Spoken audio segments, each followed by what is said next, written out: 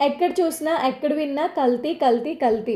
బయట దొరికే ఫుడ్స్‌లో గానీ, ఫ్రూట్స్‌లో గానీ, వెజిటబుల్స్‌లో గానీ ఇప్పుడు ఎక్కువగా వింటున్నది కల్తీ. ఇంతకు ముందంతా బయట తినే ఫుడ్స్ వల్ల హెల్త్ ఖరాబ్ అవుతుందని చెప్పి, ఇప్పట్లో అందరూ ఇంట్లోనే వండుకొని తినడానికి ప్రిఫర్ చేస్తున్నారు. ఇలా ఇంట్లోనే వండుకొని తినడం వల్ల మంచిగా తింటున్నాం, హెల్తీ ఫుడ్ తింటున్నాం అని చాలామంది అనుకుంటారు. కానీ మనం మార్కెట్ నుంచి తీసుకొచ్చే వెజిటబుల్స్‌లోని, ఫ్రూట్స్‌లోని, ఆకుకూరల్లోని ఎన్ని కెమికల్స్ ఉంటాయో ఎవ్వరికీ తెలీదు.